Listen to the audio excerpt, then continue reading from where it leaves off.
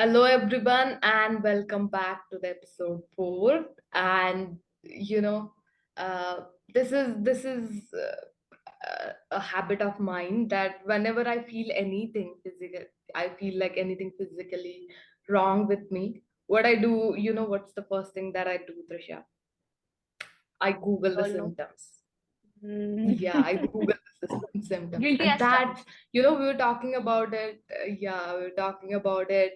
I think few days before coming up with this idea that how that has impacted our ability to go to a doctor. I'll just say, Right. oh, I'll Google what I should eat. Exactly. A medicine that I should eat, and then I don't know how good it is for me, but I'll just do it because the internet is saying, right? So that's what today's episode is about. And funnily, we have titled it as the healthcare whisper because the internet is really a whisper for us. And I think it's very interesting way to look at it, because nowadays it's very easy to uh, just decide that I'll Google about the symptoms. Right, I'll get right, right. more sad about it and Right. then just buy medicines. Exactly. So I think it's an interesting topic to explore, but that's not all we have for today. Yes, Yogita is right. Generally, you see only the two of us bullshitting our way through the episode. But this time we have someone very knowledgeable and very experienced in this field. So we would like to introduce you guys to our surprise guest, and that is Dr. Zeeshan. And hello, hi Trisha, hi Yogita. Yay! I Yes, am. Hi, welcome to the Great Internet Circus, and Thank you for having me here. it's really an honor to have you here. And you are the first ever guest for this podcast. yeah, So Okay, there's you'll that. always be that's remembered as a special Yes. one. okay. Lots of pressure, but let's see. Uh, So, so tell us more about yourself, like how you've been practicing, how did you get into this field, and how did you finally end up being with us who have no idea about anything science? So yeah. Well, I am Dr. Zeeshan. I'm a pediatric intensivist. That is, predominantly I take care of children who are like extremely sick, who requires ICU admission. So most of my interaction with patients is like children who require like ICU stay, who are like either dependent on oxygen or like who are very sick. So predominantly that, and I just thought that this is like one of the very challenging fields Yeah. compared to other things, and children, they're like very grateful when you treat them. Like at first, everybody's scared of the scrubs and the doctor. Just the name of doctor brings like image of an injection in their mind, and they start screaming. But over next 1 or 2 days, they get really attached and all that. So that really made me interested in this field, and that's how I got into this. And I know Trisha from before.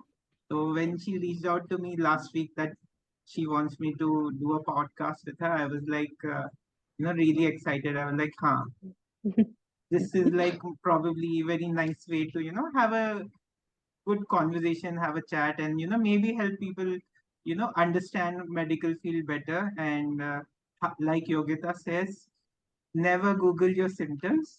The only thing I feel The only thing you should Google is which doctor to visit when you're having what uh, symptoms. Apart from mm, that, unless you want to induce nightmares, you should Google your symptoms. Otherwise, I just think, a brief, maybe if you're not feeling well, you should probably Google initially what are the signs and all that, what it Right. could be. But coming to a diagnosis, it takes probably 5 to 10 years of medical education, which I feel 15 to 20 minutes of Google search will not do justice to it. So Definitely. Well, So fair. yeah. Well, 10-second silence for all those sleepless nights where I almost thought, oh, what if it's cancer? So there's that. So yeah, Because of basically, if Googling you stuff. Google something, either it's cancer or you probably have some alien inside you. So yeah, apart from those two things, I don't think Google will ever lead to anything else. Diagnosis on Google. Yeah, That's that's actually a good point. That and You know, yeah, chronic fatigue syndrome. Everybody has that apparently. ah, yeah, yeah, definitely.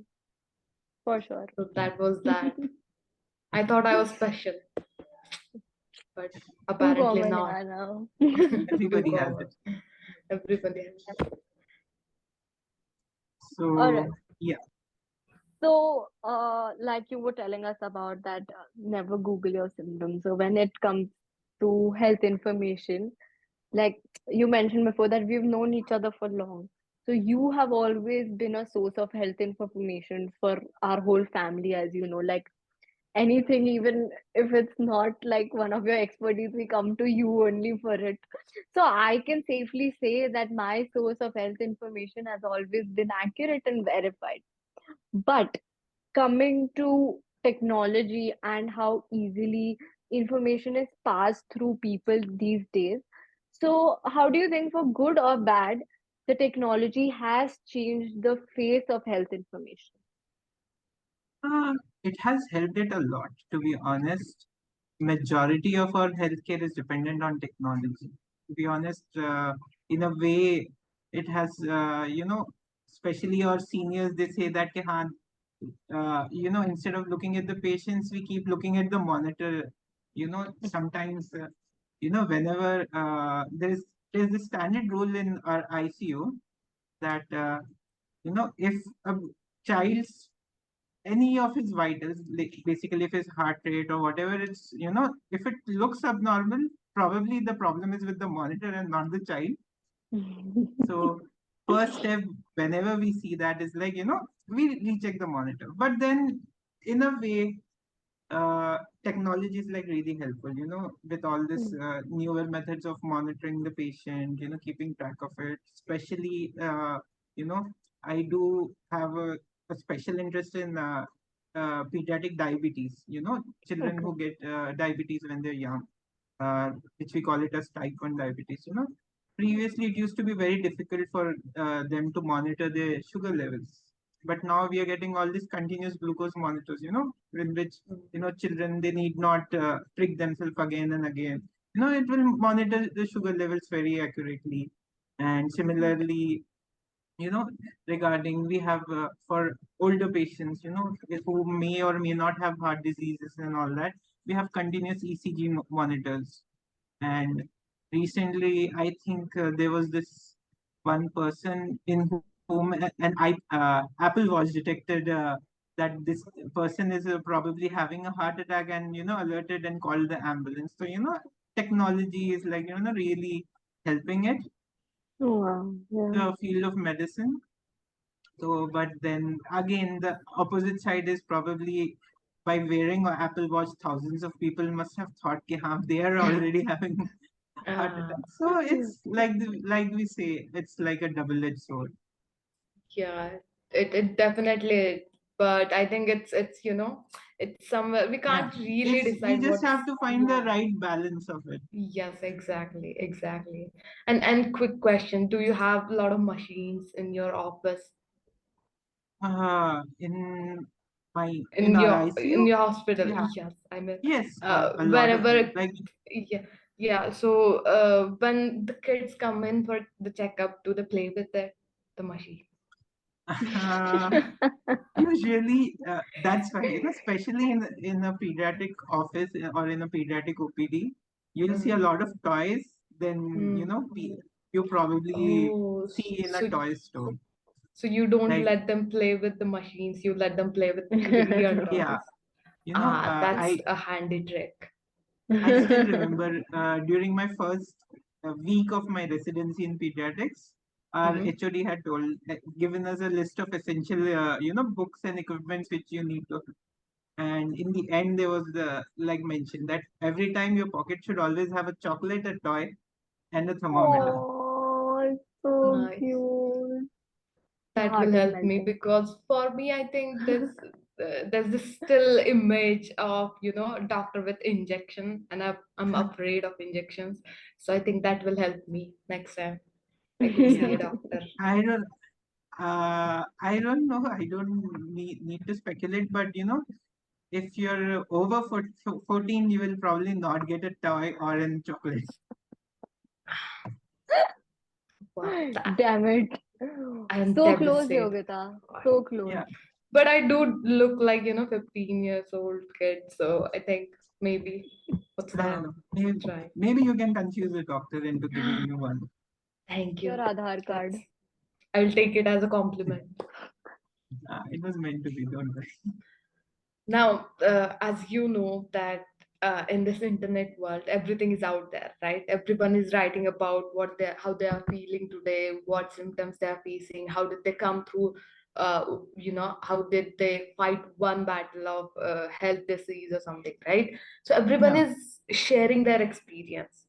So that Yes. means there's a less level of privacy Hmm. around what happens about one's any how will I say, any basically the interaction between a doctor and a patient is no longer a private conversation, right, in this world, because anyone can go out there and put it out there. So how do you think uh, it has impacted your ability to interact with patients, or how hard it has made your the confidentiality part of the interaction? Uh, Honestly, I don't feel it has affected it that much, Mm-hmm. confidentiality per se, because usually most of them, unfortunately, some of them don't follow this very strictly, but most of us, we adhere to this fact that, even if we are discussing somebody's illness or anything, we never reveal the name or age or the time when we had dealt with. There will be many, even we have these, forums on WhatsApp and Facebook. And whenever we are discussing any case, if we have any doubts with any of our seniors and all that, most of us keep in mind to blur out the names, and if we are sharing pictures, to remove the parts which can reveal their identity. But in a way, I guess it is easier to lose confidentiality in this era of WhatsApp and all that. If I Mhm. share a photo with my professor or anything to discuss a case, then it's very easy for him to forward it to other people, and or to for other people to access it, with this age of hacking and our Yeah. data not really being private, it is obviously affected it a lot. But to a certain, I don't think it has created that severe impact on healthcare community as such. Like, Mm-hmm. I think even in this age, the patient's data, or specifically related to their healthcare issues, is fairly confidential. I feel it's not that much affected yet, I guess.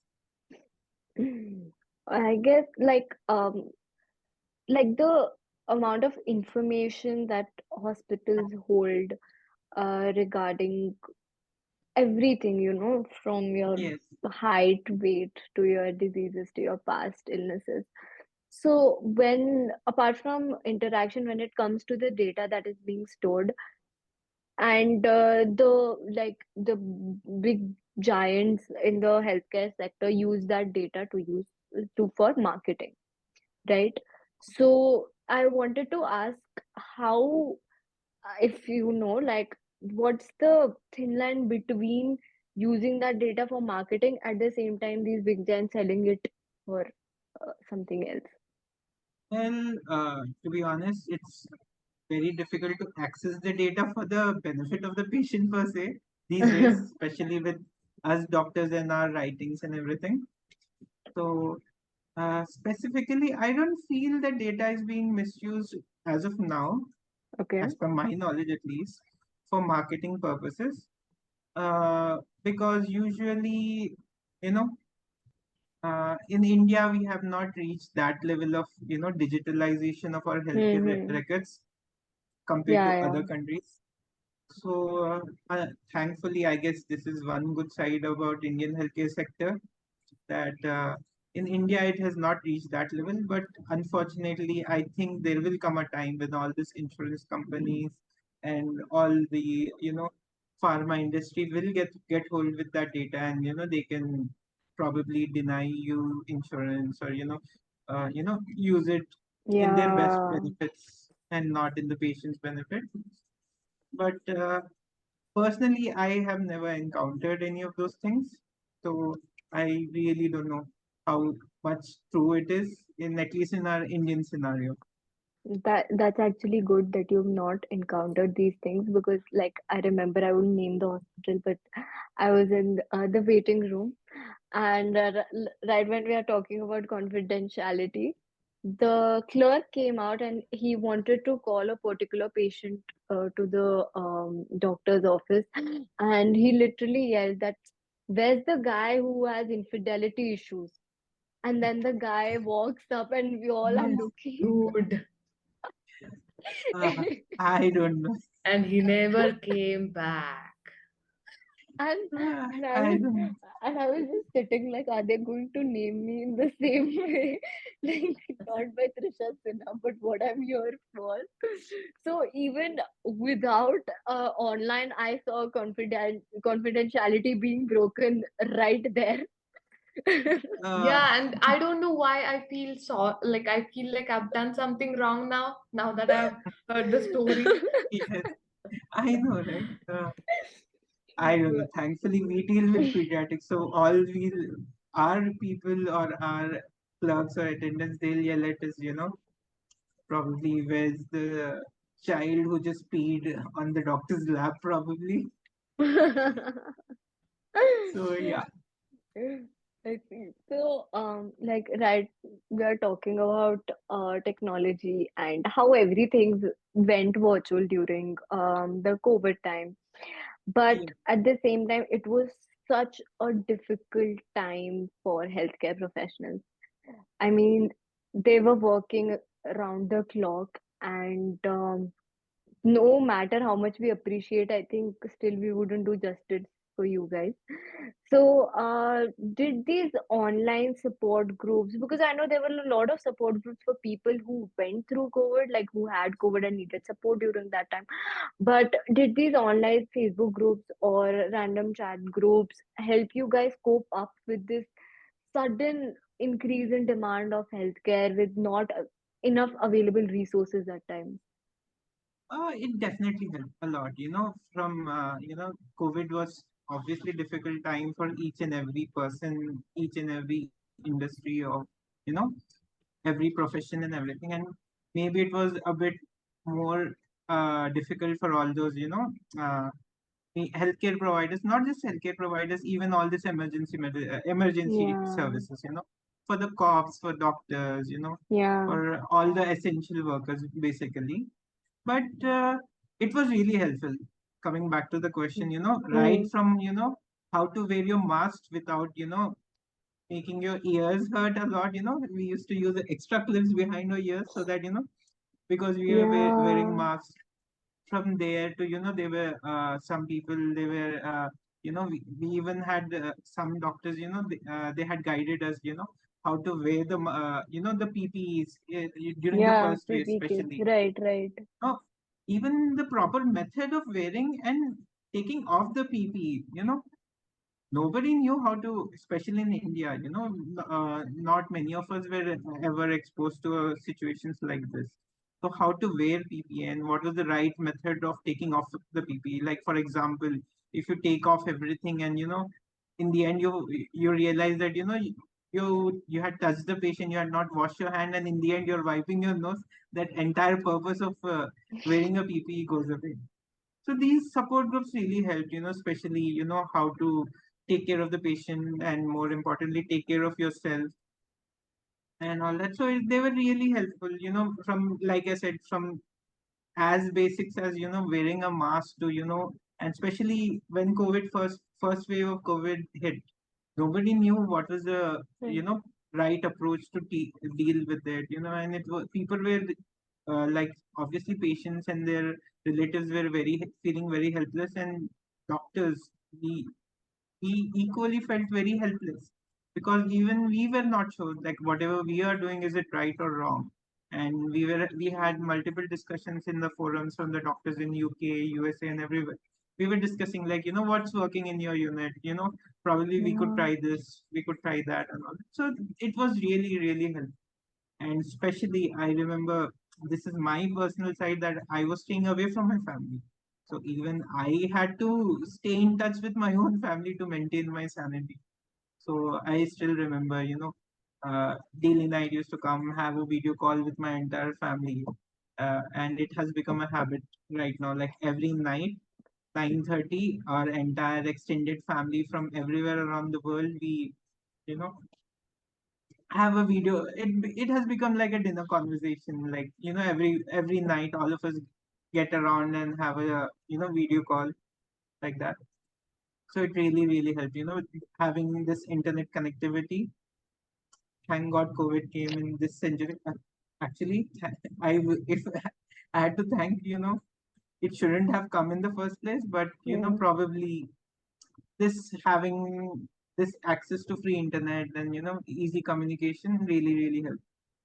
Oh, we try and find silver linings in whatever ways we can, right? Like doesn't matter Yeah. how tiny these are. So and hearing that makes me all warm and cushy inside because it's just sweet that somehow out of all this you've got something beautiful, and it's nice Yeah. to think that internet had to do something with it because we are an internet podcast and it feels like a tiny win for us. So yeah, that And was actually I don't know. I feel internet played a really, really big role, because yeah. specifically during the times of COVID, all this telemedicine, that is, contacting patients and treating them at home, Hmm. became Mhm. very essential because, especially people who needed medical care the most, apart from the COVID patients, Mhm. they were told not to visit the hospitals. Like, people with Right. chronic illnesses,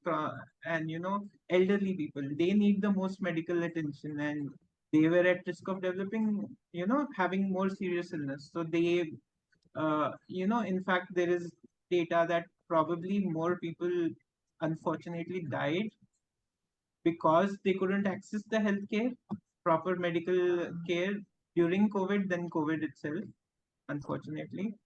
And I guess if there was no internet and no telemedicine services, that number would have been a lot higher, I guess. I think.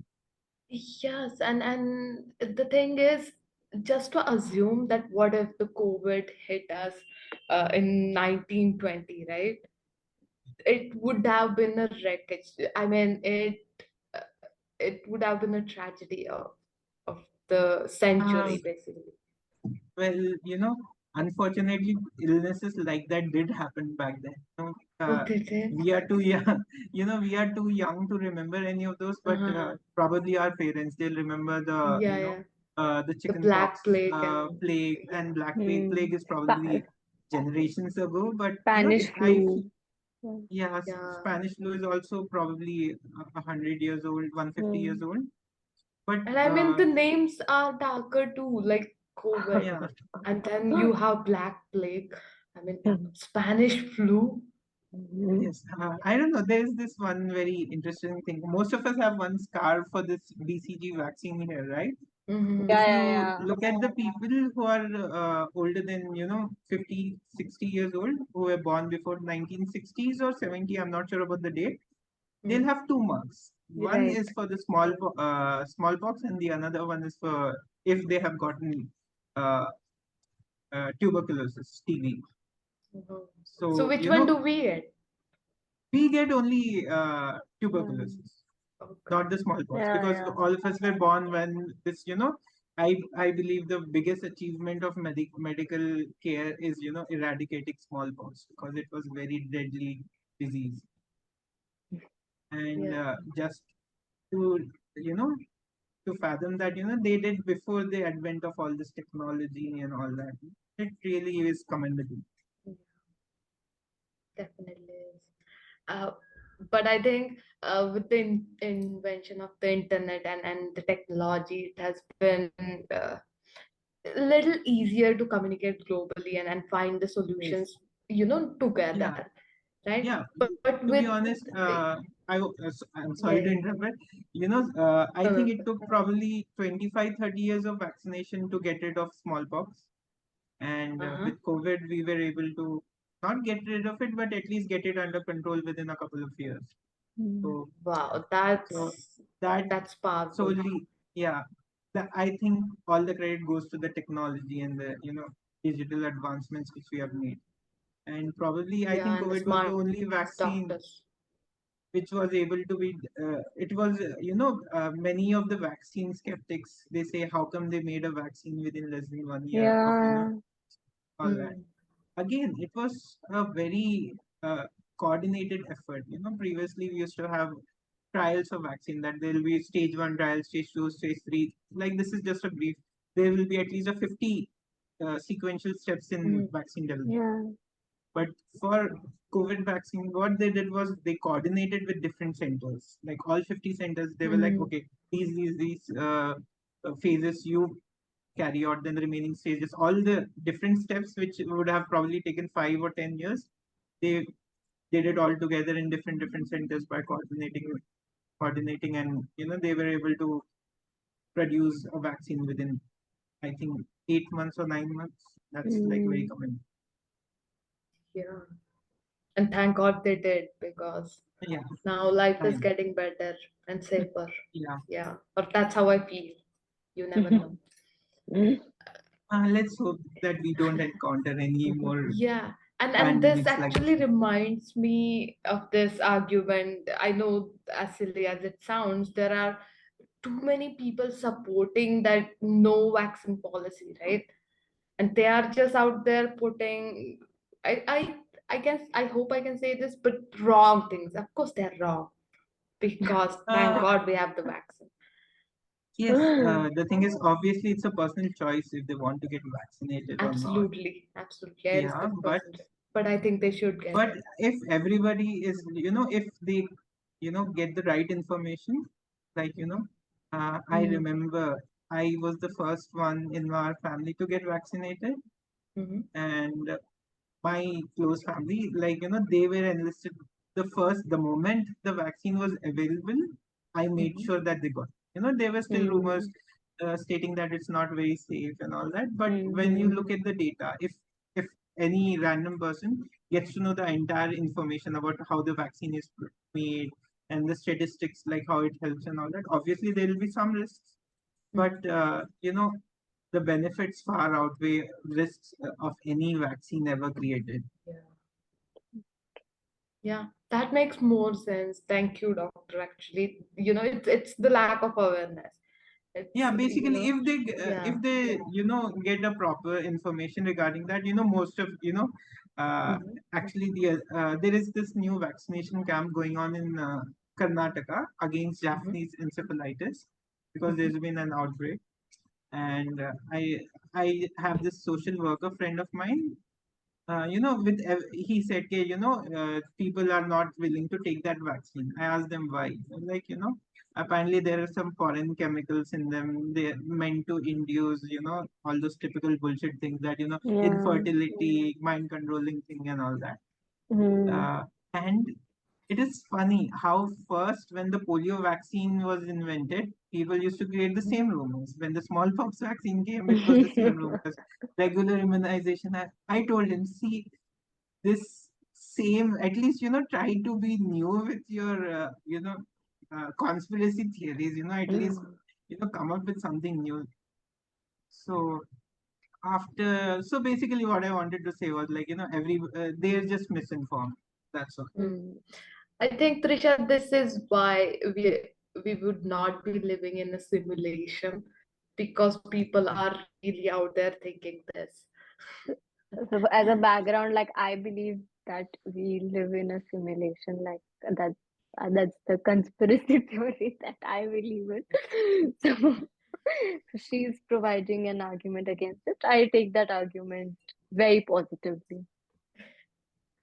And I think Trisha would take this as what say this or title this as the WhatsApp family conversations, where Yeah. you just get random messages about how you should just 5 days stand in a bucket of ice cubes, and your something Yeah. will be cured. So Yeah. all this misinformation, I know this is less convincing, but there's more convincing misinformation out there too, right? Like the conspiracy. Right. There is, yeah, Yeah, there's sorry. Go one ahead. the one which I particularly hate the most is Mm-hmm. that, diabetics can eat as much fruit as they want. It is strict no, trust me. They Oh say, Yes, you yeah. heard but it fruits here are first, healthy. folks. Yeah, The answer is no. yeah.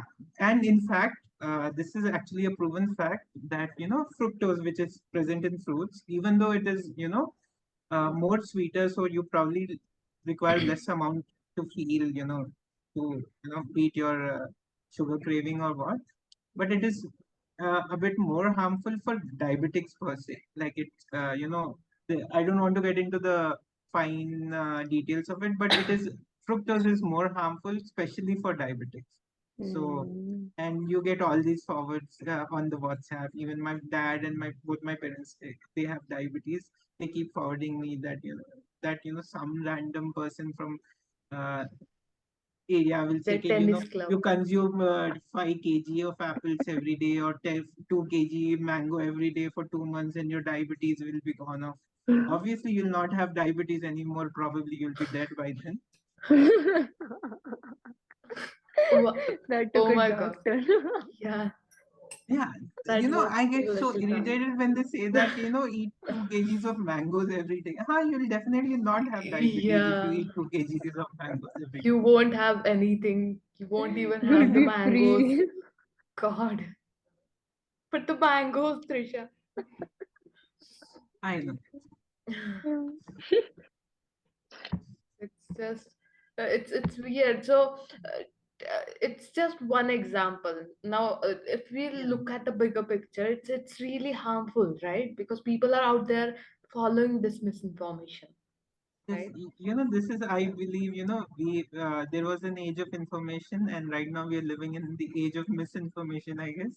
Uh, that's a good way to look at it. Absolutely. So I think there's how do we basically how do we work against it? Because I know if I go to my father and say, oh, everything you receive on WhatsApp is not right, he'll be like, you are not right. So It is, I don't know, problem faced. I don't know. I believe medical sciences have not advanced enough to counter mm. that argument. But it's Well, just that probably like I said, if they most important thing is you should get your information from somebody you trust. mm, And WhatsApp forwards are probably not the best source of information and the least reliable yes. out there. Yeah, instead of confronting people around me, I'll just, talk in a podcast episode and put out there on the internet. So I think that shall do it. And then I think it's as we talked about the misinformation, there's also the brighter information, right? Because there are healthcare professionals who are on social media talking about what's right, what's wrong, what's misinformation, what's good information, right? So how has the whole social media picture has changed the healthcare domain? It has changed it a lot. Recently, Mhm. yesterday, like in a good way and a bad way, because there are so many channels on Instagram and on Facebook and YouTube which guide us properly. In fact, half of my medical education was through YouTube, watching all the videos and all that. And I still remember my first really difficult procedure. I had learned it on YouTube the night before. I had seen the videos of how it is done. obviously I did it under supervision of a senior, but I had You learned it. heard it here first, folks. Yeah, I believe, there are so many educational channels online, right? For doctors and for parenting and all that.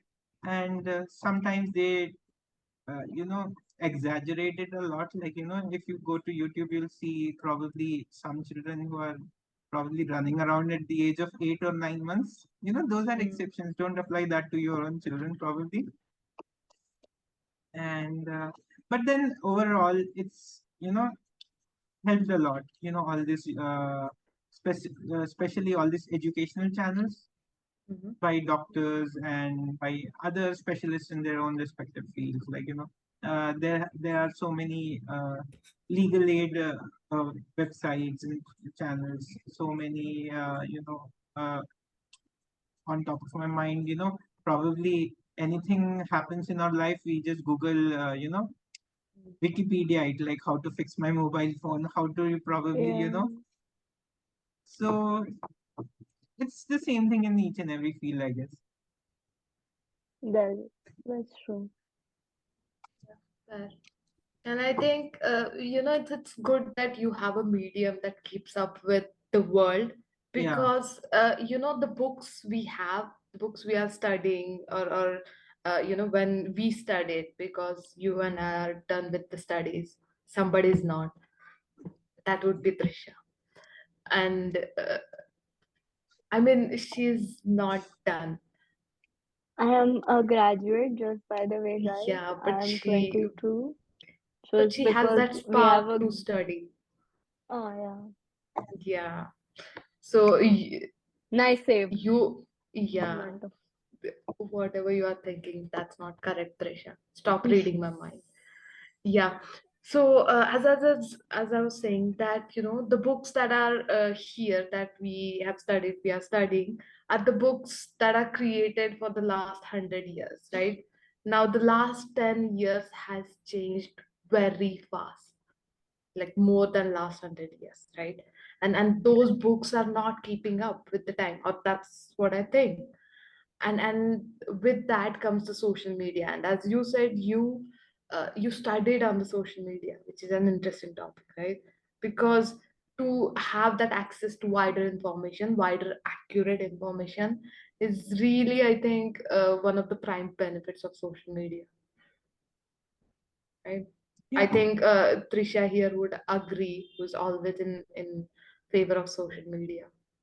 Yeah, and like to add to the point, I remember when I went into 12th grade and I had science and I was very painfully looking at my physics books.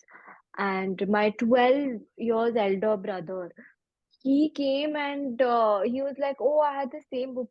And I was like, "What do you mean in 12 years nothing changed? Like, how is this possible that my physics book is the same as yours? You were born in 1988. I mean, that's like forever ago.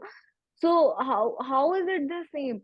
So I completely understand the point where Yogita is saying that maybe the books are not keeping up with it, especially in our education system. So, what is your opinion on that? and, again, sticking back to just my profession, I don't know about the other things. I don't know.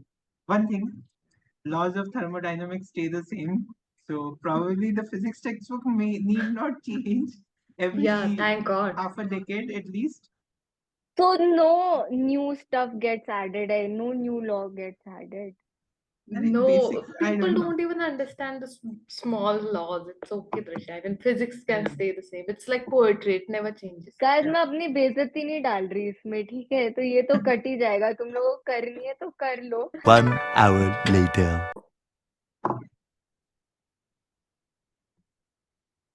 So like, wait. So like I was saying, just like the laws of thermodynamics or probably the Newton's laws won't change, Trisha, for you.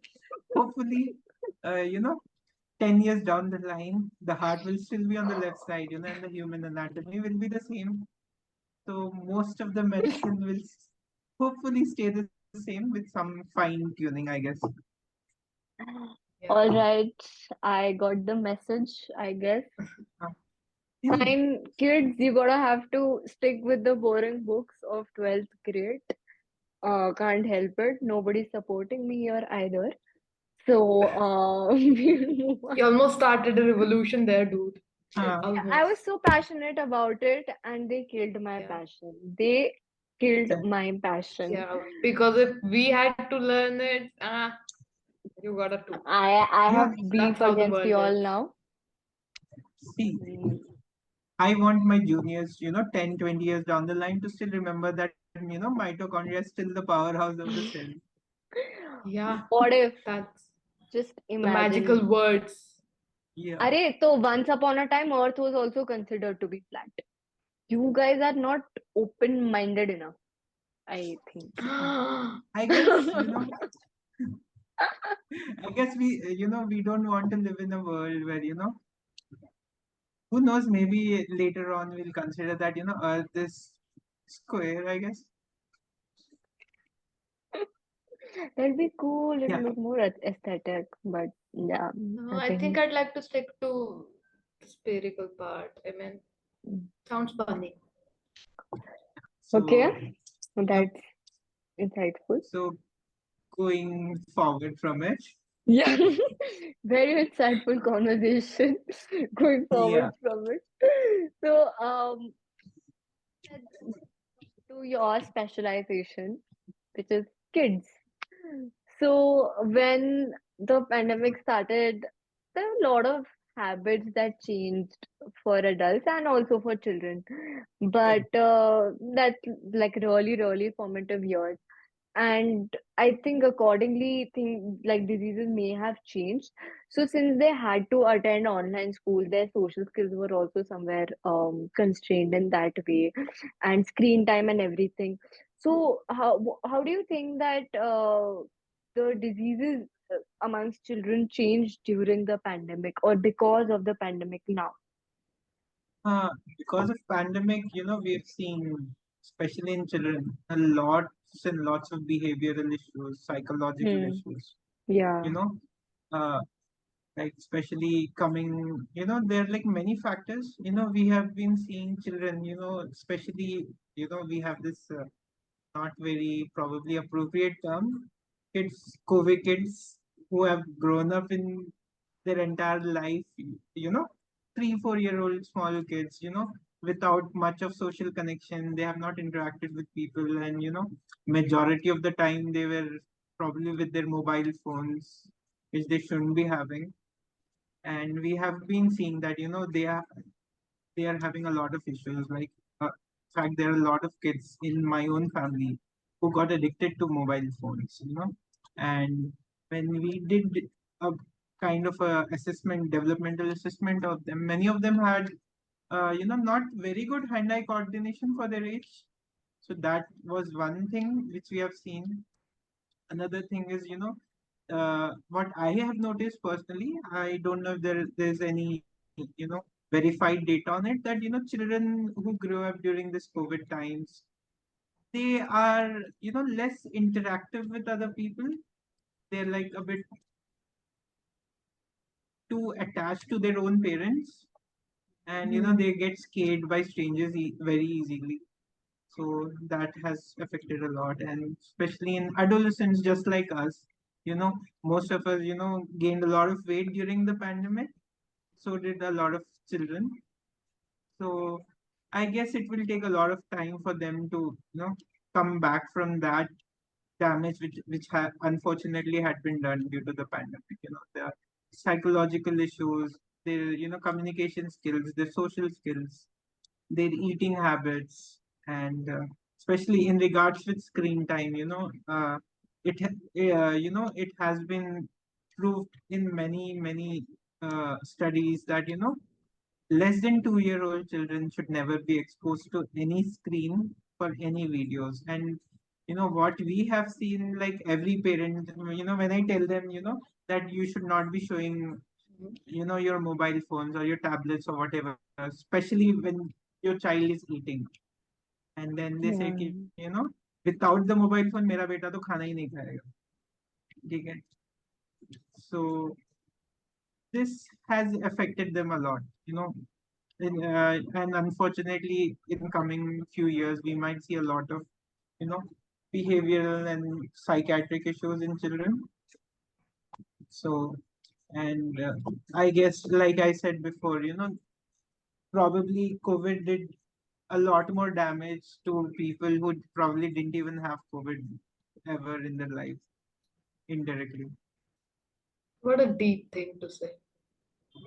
It is. Well, It it is is. true It truly actually. is. So, yeah, Yeah, it is true.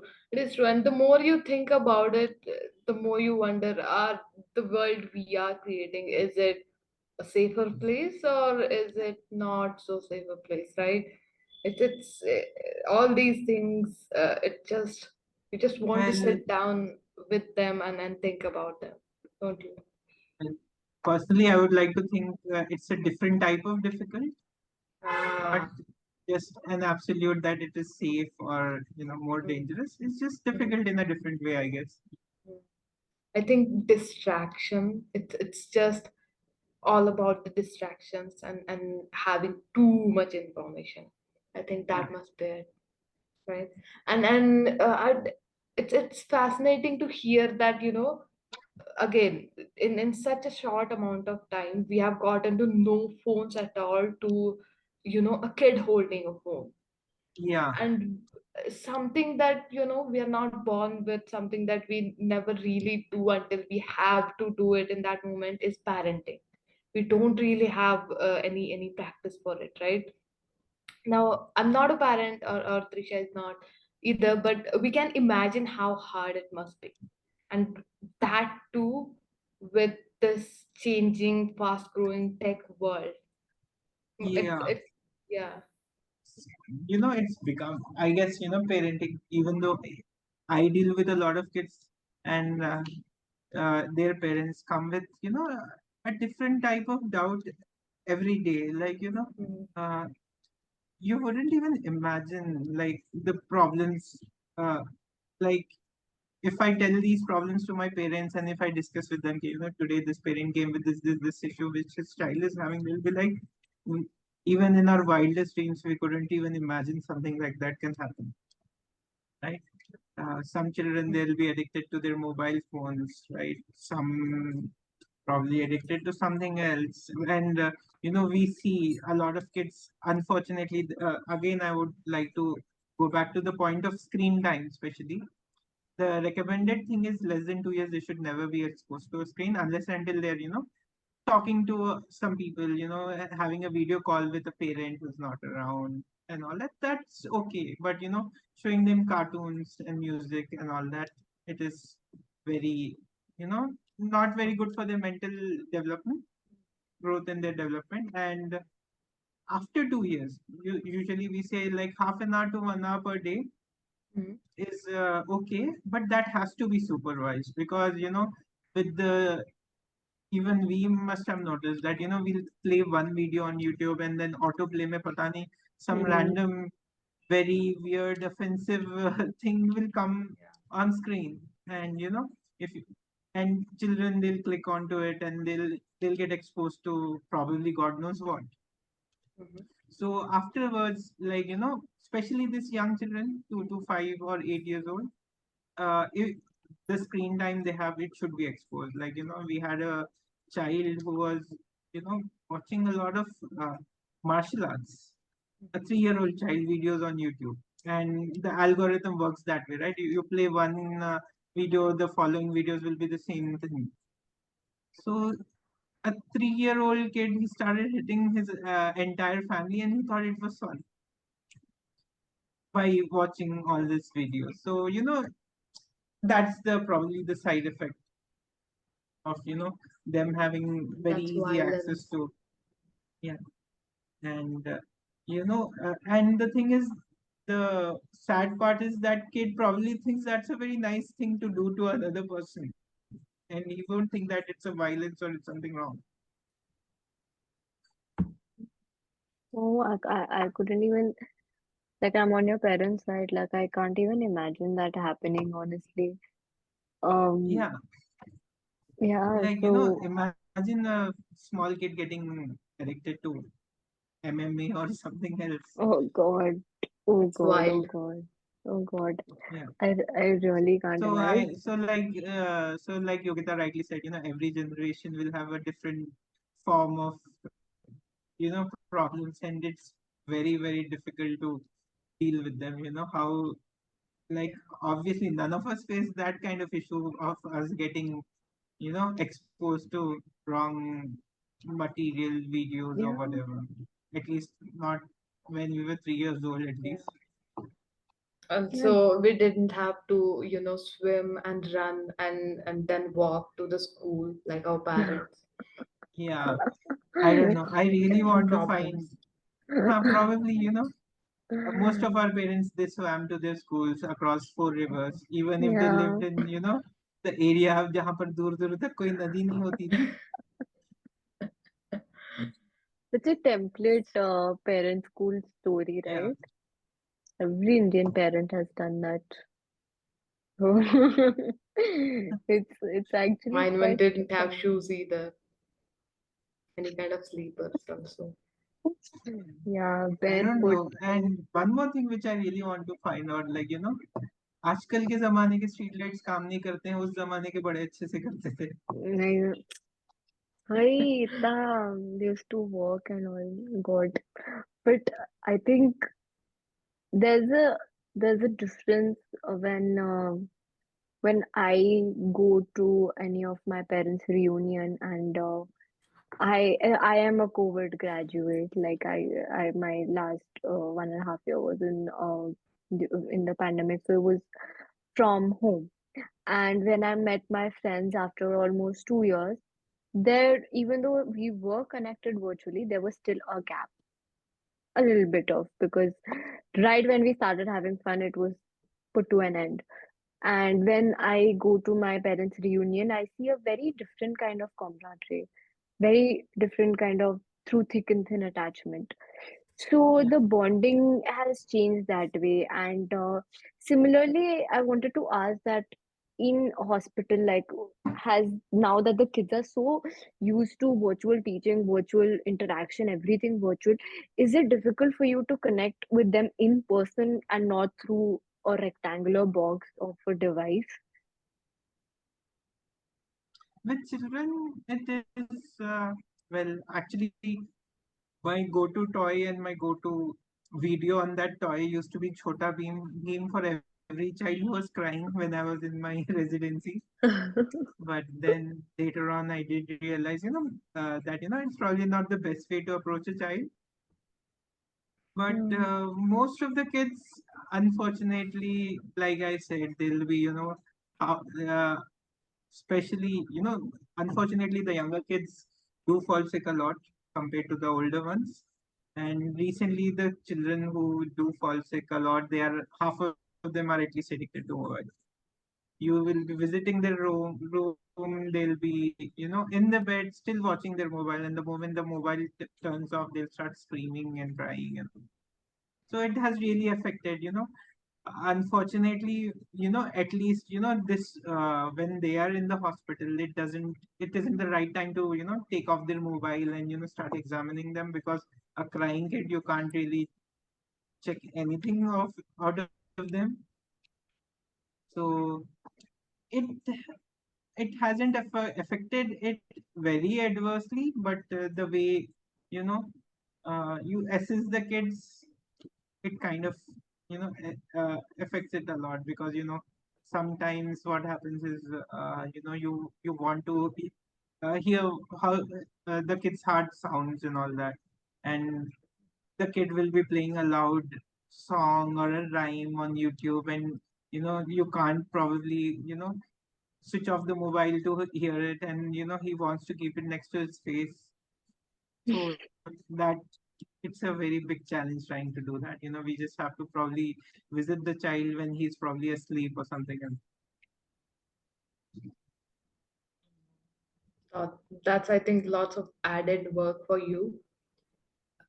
uh, All that I, while you keep that kid happy, like giving toys and chocolates and everything.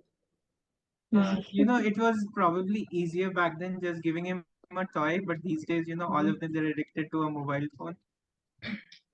Yeah, and you can't give them mobile phone every time. Yeah, I understand. Yeah.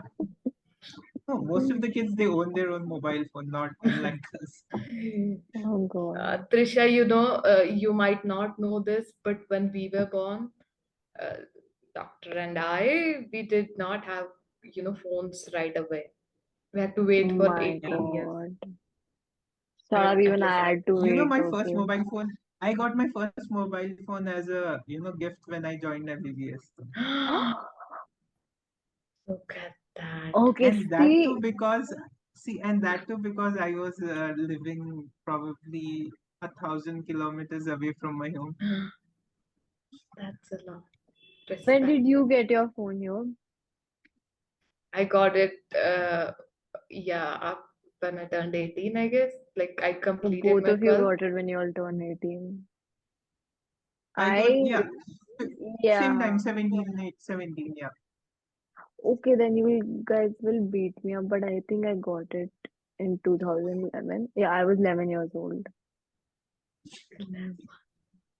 Yeah, it's okay. We It's forgive okay. you. I mean, the point was, there was a time when we were not allowed to have phones, and it was Yeah. easier for the doctors to calm us down because we're not stimulated all the time. And it is harder for you, and we understand it's okay. Uh, moving on, and we'll just go towards this hope of future, all right? Because you are a young doctor, right? And you understand the intensity the internet has brought with it, right? We are talking about transhumanism, we are talking about artificial limbs, and everything futuristic, basically, right? Now, you being in the industry, you going through all the steps, with the whole 5 years thing, college thing, and then really practicing it, and not like us just making the speculations. How do you think the internet is going to change the healthcare care domain in next, let's say, 5 years or something? Uh, Honestly, every 3 or 4 years, the medical science keeps changing, advancing, not changing. Ah, so Like, it's changed square because internet yeah, is changing yeah, at internet a is very changing, and fast. with Yeah. yeah, with advent of newer technologies, we are able to, Hmm. treat illnesses more effectively. I still, we have this very famous uh, incident where history of an X-ray. Thomas Roentgen. I think he was the first person to use X-rays for detecting illnesses. He took an X-ray of his wife with a ring on it. Uh, if you look at that, uh, and coming to this generation, that right now we can it's a very blurred image of a hand. It looks like probably some caveman drew it on a wall, and now we have this 3D reconstruction of CT images. Like you can see even probably a 0.2 millimeter crack on your bone. So every few years things change and they advance, and we have this 3D ultrasound where you can, especially in pregnant women, we can probably see the fetus in whole, like each and like it reconstructs the images very well. And that has helped us in diagnosing if the fetus in a mother, if he's suffering, he or she, whatever, is suffering from any structural defects, or if his heart is developing well or not, if it's beating well. So technology has, like, I believe every 3 to 5 years some or the other remarkable thing comes, and it helps us a lot. Yeah.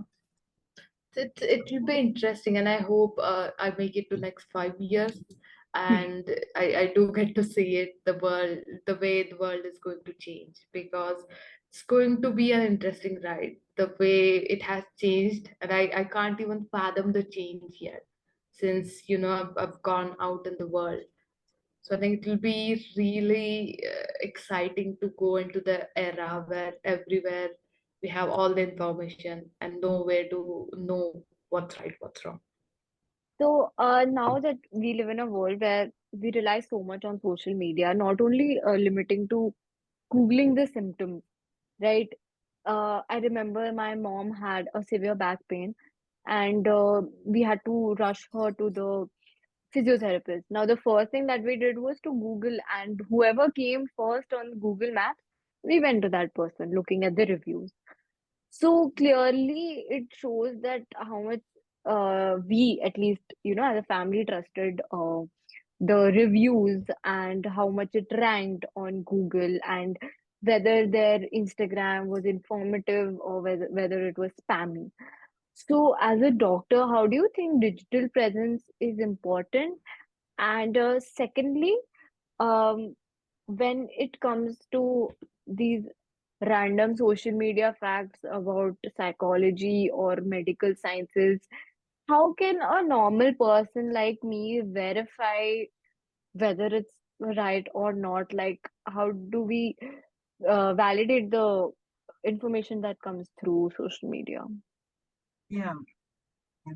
Regarding the first point, uh, like the other day, just like how you unfortunately you had to rush to a hospital and seek for care.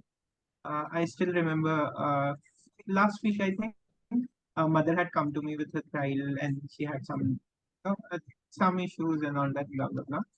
So I had just politely asked her, usually we don't do any procedure on a child in front of their parents because they'll get very anxious, and it's very painful for them to see. And I had like very politely asked her, could you please step outside and we'll carry out the procedure. And she said something which was very, uh, you know, s- could be considered as rude, but I thought she was very right also. She's like, I want to be here because, I don't know you. How should I trust you?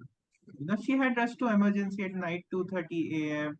And if you're telling that, we're doing blah, blah, blah, XYZ to your child, how is she supposed to, blatantly outright trust you to do the right thing?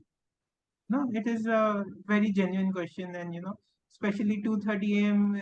In the night, you it's kind of, you might consider it as rude, but thankfully I realized at that moment that she is right. She's a mother. She has to probably observe it. So I just, one thing was that in that moment I explained to her that we are going to do this, this, this, this. So I just, if you want to stay here, I just want you to stay calm and not panic during the procedure. So coming back to the thing, that's why I believe, social media presence for doctors, is important, that, any person, not just doctors, in any other profession. People really won't listen to you until they, respect you or trust you, Right. right? So I believe social media, having an online presence, in a way, doctors can build their trust with the patients. And regarding to confirm whether how good they are, one thing is, probably look at the testimonials. But I don't know how reliable they might be because, with the age of Mm. marketing and manipulation, I believe they can be manipulated too. So for now, I would just, ask you, usually doctors do have a very tight-knit community.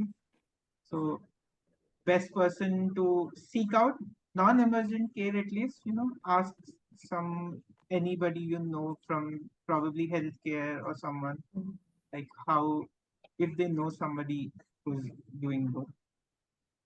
And regarding online reviews, I hope that it is not corrupted by marketing and false advertisement like other things.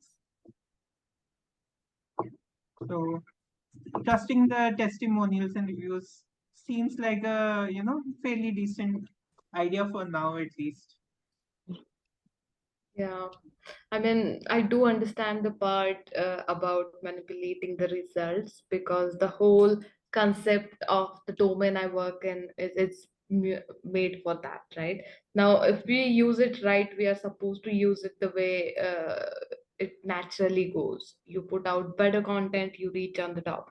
But there are manipulations out there. There are some things digital marketing people can do that, that can toy with the result, but of course in a good way too and in a bad way too.